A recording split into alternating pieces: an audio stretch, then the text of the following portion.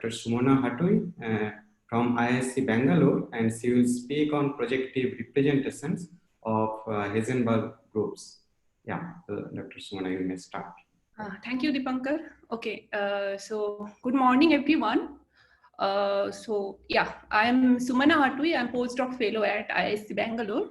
Okay, so today I will talk on projective representations of Heisenberg groups. This is a joint work with Professor Pooja Singla. Okay, so I will start with the definition. What is projective representation of a group? So a map rho from G to GLV, where V is a vector space over a field F, is called projective representation if there is a map alpha from G cross G to this F star such that rho X, rho Y is alpha XY, rho XY, and rho 1 is identity matrix. Okay. So so if you remember ordinary representation, in that case alpha is actually 1. So ordinary representations are already included here because you can take alpha to be trivial map, and so projective representation is basically the generalization of ordinary representations. So those are already included here. Okay, and if you see this associativity property of this rho, so if you break rho X, rho Y, and then take rho Z, and if you take rho X, then you break rho Y, rho Z, then you will get this condition on alpha. So this is called two co-cycle condition. So, okay, so every projective representation, that means it's associated with a two co-cycle alpha. That means this condition is satisfied. And this rho, which is associated with this alpha, is called an alpha representation. So we say rho is an alpha representation. So that means if I take any co-cycle alpha, then I can talk about that alpha representations. Okay. So, okay. So, yeah. So these I'm saying because of these are the parallel things happens like ordinary representations. Okay. So, you know, in ordinary representation, you have this group algebra structure, right? So, here also, if you want to talk about this is called twisted group algebra. For a two co-cycle alpha, we can define this group algebra, but it's the same thing, but the multiplication on the basis element will be defined through this alpha. So this is called twisted group algebra. Okay, and also we know so there is bijective correspondence between ordinary representations and FG modules, and here also this is true between alpha representations and F alpha G modules. So these things happens parallelly. And similarly, if G is a finite group, you can break this CG. You know, every representation appears in the group algebra CG. So you can break in this way. This is also true here for C alpha G. For every alpha you can take. Okay. Okay. So yeah, so projective representation was started by Schur while he was studying Schur multiplier and projective representations. So this is very fundamental work by Schur. Okay. So yeah, so here I am defining this Schur multiplier, which is very much related to the projective representation of group. Okay, so we already seen what is two co-cycle. We have seen this alpha, if alpha from G cross G to F star satisfies this condition, then we say alpha is a two co-cycle. Now we are defining what is two co-boundary. So two co-boundaries are the mapping from G cross G to C star, or you can define on F star even. But in the talk, I will talk about the complex projective representations always. Okay. So because it's algebraically closed, it's nice fit. So I will talk about that. Okay, so such that beta xy can be written in this form. So these are called two co-boundary, and these are already subset of the two co-cycles. These are already two co-cycles. So I defined this two co-cycle by two co-boundary. This forms abelian group. You can just component wise you can multiply in C star. So you can define it's an abelian group. So I can define this quotient group. Okay, so co-cycle by two co-boundary. This is known as Schur multiplier. But we have seen that if you want to find a projective representation, you need a co-cycle. But why we are talking about two co-boundary? Okay. So what is our aim in this talk mainly? So suppose suppose we know a two co-cycle alpha. So for every two co-cycle alpha, our aim is to describe irreducible alpha representations of G. Okay, so for each alpha, if you consider all irreducible alpha representations up to linear equivalence, then we will construct all projective representations. So this is basically our goal for Heisenberg groups, for finding the projective representations of Heisenberg groups. Okay, okay. So this is very important thing here. Why we are talking about up to 2 co-boundary? Why we are not talking about every co-cycle? Okay. So suppose if I give you 2 co-cycle alpha and beta, but they are same here. That means they are equal up to 2 co-boundary. So they differ by a 2 co-boundary. Okay. Then there is bijective correspondence between these irreducible alpha representations of G. Okay. So this set I am always defining for irreducible alpha representations of G up to linear equivalence, and so irreducible beta representations of G, they have the bijective correspondence. So that's why you can always take a nice co-cycle up to 2 co-boundary, because there are some nice co-cycles up to 2 co-boundary. So for example, if I say what will be the irreducible alpha representations when alpha is a 2 co-boundary? So alpha is a 2 co-boundary means I can take alpha to be trivial, because they are up to differ by 2 co-boundary. So I can take alpha to be trivial, and then I can say for alpha 2 co-boundary, what will be the irreducible alpha representations of G? Just ordinary representations. So this is the thing.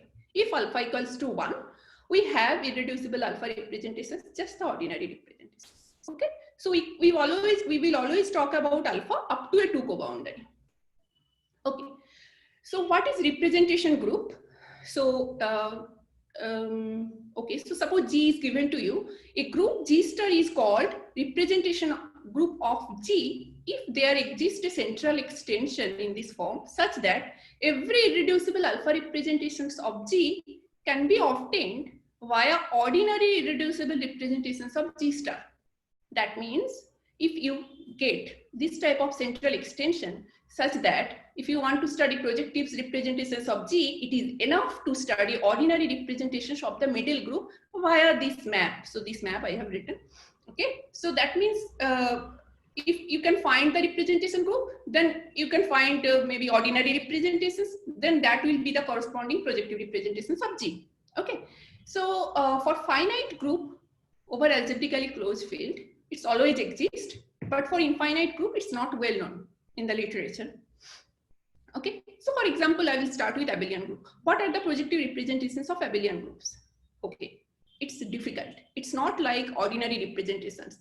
Here, not always the projective representations are one-dimensional even. Okay, why? So just you remember the Schur lemma, right? How we apply Schur lemma in ordinary representation. We write rho GH equal to rho HG because it's abelian group. Then you forget about this alpha because ordinary alpha are 1. So then you can get this rho G is a G-linear map, okay, between the irreducible modules. So that's why it's become scalar multiple. But here not, because here alpha is associated here. So now rho G is not a G-linear map now. So for abelian group, if you want one-dimensional representation, your alpha GH has to be equal with alpha HG. And all, I will tell one thing, that because for cyclic groups, only the projectives are one-dimensional. For other abelian groups, there are always higher dimensional projective representations. Okay. Okay. So this, I will not explain this theorem much. So this I am saying just we have proved this result also. So if you take this type of abelian group, so R you can take 0 or any natural number. So this type of abelian group, if you take, then this group, this presentation I have given, so this group is a representation group of this. That means if you want to find projective representations of this abelian group, now you can find the ordinary representations of this group. Okay. And for example, if you take this abelian group, so if you want to study projective representation of this abelian group, you have to study ordinary of these Heisenberg groups. And you know, Heisenberg groups are higher dimensional, has higher dimensional ordinary representations. That means it has higher dimensional projective representations. So for abelian groups, it's not easy, okay, to find things. Okay, so here is one main theorem in our joint work. So let G be a finitely generated group. And suppose you have this type of stem extension. Stem extension means this A is contained inside the commutator as well as in the center. Okay. So suppose I take a cohomology class alpha in H2G sister, which is in the image of inflation. Okay, what is image of inflation? Just you take a co-cycle here, G by A cross G by A2 sister, then you compose with this G, you will get inflation map. It's just a natural map. Okay, so if alpha is in the image of inflation, then I can talk about what will be the irreducible alpha representations of G. That will be the all irreducible beta representations of G here, such that these betas are going to alpha. So this tells you how the projective representations of G and which projectives, which alpha representations are associated with which alpha beta representations of G by A. Okay, so for example, if I take inflation is trivial map, that means here every co-cycle, every cohomology class going to trivial here. That means your projective, here you will get all irreducible projective representations of G by A, and here you will get irreducible representation of G, and this is actually your representation group. G is called representation group of G by A. We have seen, because these irreduced ordinaries are corresponding to the projective of this. And if your inflation is surjective map, you can see here everything is going to every alpha. That means your projective representations of G and projective representations of G by has the bijective correspondence. So this will reduce the problem that you can find the all in projectives of G by A that will have bijective correspondence. Okay. So now let's come to the our main work, Heisenberg groups. So what are the Heisenberg groups here? So I'm taking this semi-direct product Rn plus 1, R is a commutative ring with unity, and Rn plus 1 semi-direct product with Rn with this multiplication. Okay, it's just if you take t equal to 1, these are the general Heisenberg groups. But if I take t is a not invertible element in R, these will give us non-isomorphic classes of groups. So there are many non-isomorphic classes of groups, and these type of groups we are calling T variants of Heisenberg groups. And for t equals to 1, Heisenberg groups are already included here. Okay. So for this type of groups, we will see because after abelian group, what type of group can come? That nilpotency class 2 groups, and these are the groups Heisenberg groups. So we are talking about now. So okay, and also one thing, to study these projective representations of any group, if you want to study, the Schur multiplier is very much needed to compute this or to discuss these projective representations. Okay, so here the thing is that these Heisenberg groups for n equal to 1, that means the 3-dimensional Heisenberg groups has different projective type of projective representations, and for n greater than 1 they have a similar type of projective representation. So we are taking first n equals to 1, and this is giving us the Schur multiplier. So I am not discussing this thing because Schur multiplier is needed to prove this result, that how you can compute projective representations of Heisenberg. So now for this Heisenberg group, what we have proved? We have proved this presentation I have given here, and this H hat RT, this group is a representation group of this. That means if you want to study projective representations of this H3TZ RZ, you have to study ordinary representation of this H hat. And actually in H hat, it's easy to compute the ordinary representations. It's not difficult to compute. So this we have proved. And for n greater than 1, for n strictly greater than 1, we have computed what is Schur multiplier. And what we have proved? We have proved that if you want to study the projective representations of this Heisenberg group for n greater than 1, it's enough to study projective representations of this abelian group. R is a commutative ring with unity, we have seen. So it reduces to study the projective representation of this, because we have proved, we already told there, inflation, if inflation is surjective, your G and G quotient by A has bijective correspondence between projective representations. So if you want to study projective of this is enough to study projective representations of this abelian group. And how to study projective representations of this abelian group, we have already told in the abelian group part. Yeah. So so this is the thing here, and so this is joint work with Pooja, and okay. And here are some references. So this was basically by Schur, and the literature you can find in the G. Karpilovsky books, projective representations and Schur multiplier.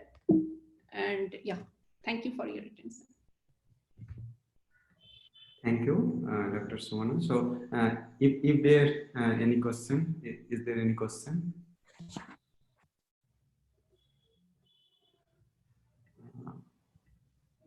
Yeah, so there is one question in the chat box.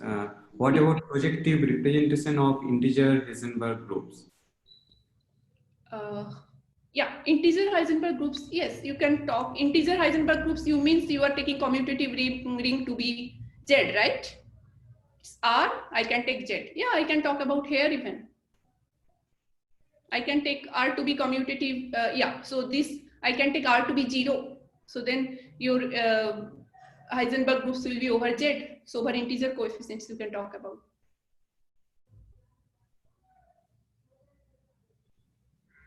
Any other questions?